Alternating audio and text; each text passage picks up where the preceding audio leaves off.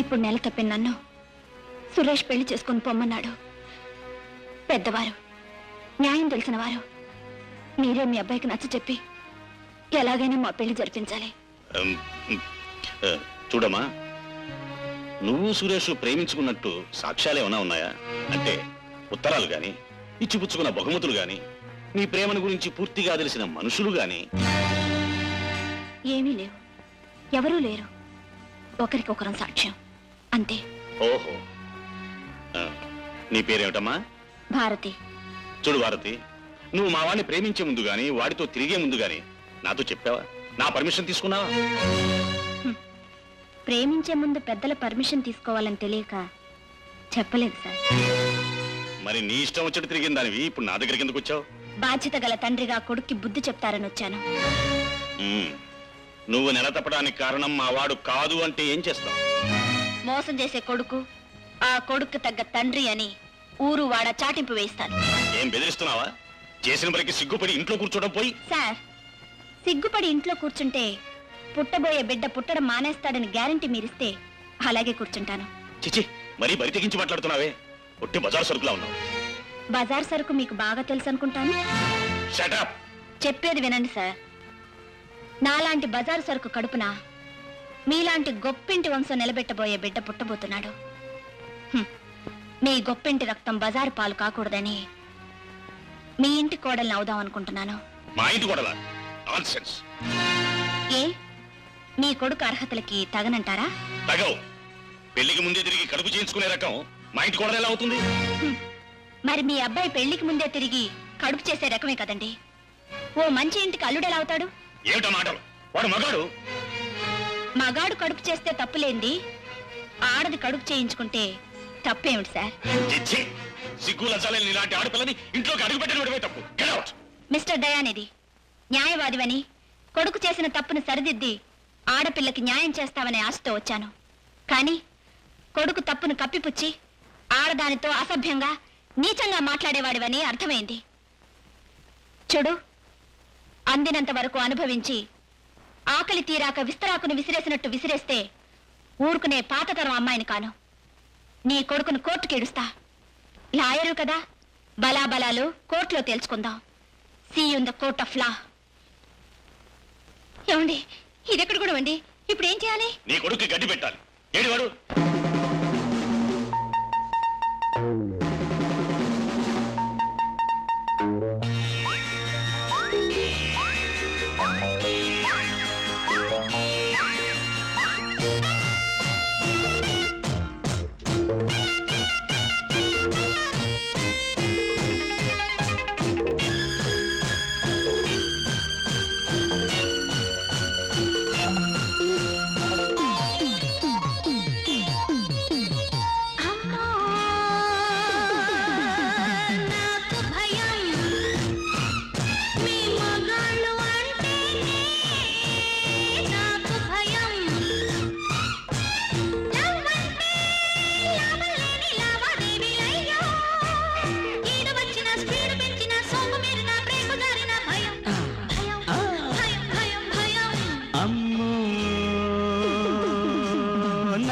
ప్రియం నీ ఆడాళ్ళు అంటేనే నాకు ప్రియం. పెళ్ళంటే బేరలేని లావాదేవీలమ్మో, పులకరింతలే పూతకొచ్చిన పూత చూసినే కోతకొచ్చిన జయం జయం జయం జయం జయం.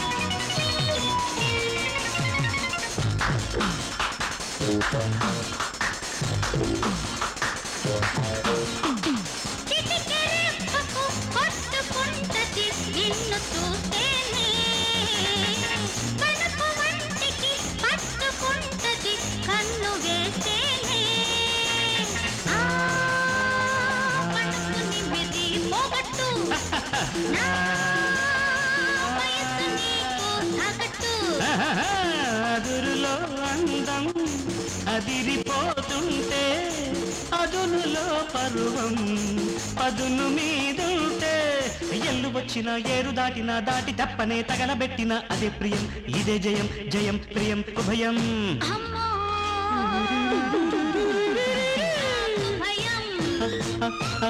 నీ ఆడాళ్ళు అంటేనే నాకు ప్రియం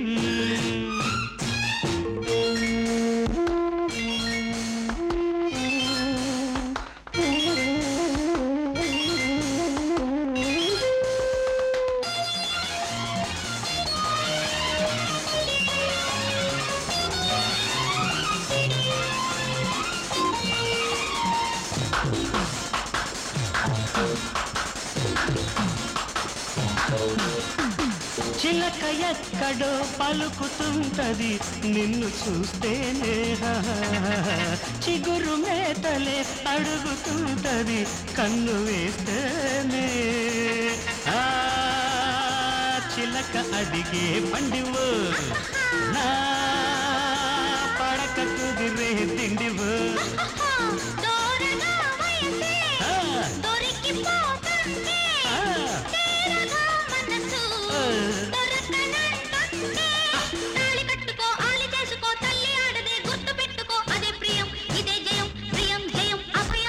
అమ్మో అమ్మో అమ్మో అమ్మో అమ్మో నాకు ప్రియం మీ ఆడాళ్ళు అంటేనే నాకు ప్రియం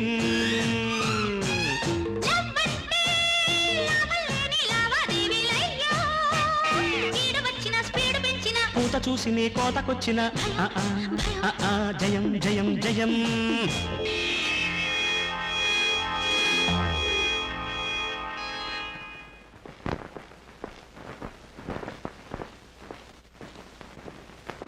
ఏమయ్యా విశ్వనాథం, నువ్వు మంచివాడివని పరువు మర్యాదలు ఉన్నవాడివని మేమంతా గౌరవిస్తుంటే ఇదేనా నువ్వు చేసే పని? ఏమిటి సార్, దేని గురించి మీరు మాట్లాడేది? ఏమీ తెలియనట్టు మాట్లాడు. నువ్వు రెచ్చగొట్టి పంపకపోతే మీ అమ్మాయి మా ఇంటికి వచ్చి అంత ధైర్యంగా మాట్లాడగలదా? మా అమ్మాయి భారతి మీ ఇంటికి వచ్చిందా? భారతి కాదు, బరి తెగించిన పిల్ల. పెద్ద చిన్న లేకుండా నన్ను నోటికొచ్చినట్టు మాట్లాడింది. మా వాడితో తిరిగిందట, వాడి కారణంగా కడుపు వచ్చిందట, వాడికి ఇచ్చి పెళ్లి చేయకపోతే తను కోర్టుకెక్కి మమ్మల్ని అలర్పాలు చేస్తుందట. మీరు చెప్పేది ఏం నీకు తెలీదా? చూడండి రాఘవ గారు, ఎదిగిన కూతుర్ని అదుపులో పెట్టుకోకుండా వీధిని వదిలాడు. కడుపు తెచ్చుకున్న ఆడపిల్లకి పైసా కట్నం లేకుండా గొప్పింటి సంబంధం చేయొచ్చునని బెదిరింపుకి మా ఇంటికి పంపాడు. అదేమిటయ్యా విశ్వనాథం, నువ్వింత దిగజారిపోతావు అనుకోలేదే.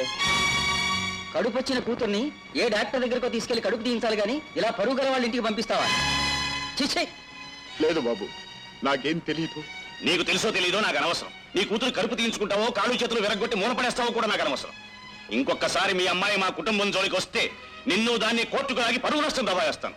ఇదిగో విశ్వనాథం, సిగ్గు లజ్జ మానవ అభిమానం ఉన్నవాడు అయితే దాన్ని గడప దాటనివ్వకు. లేదా నీ కుటుంబాన్ని నడివీధికి లాగి నవ్వుల పాలు చేస్తాను, ముష్టెత్తుకున్నట్టు చేస్తాను.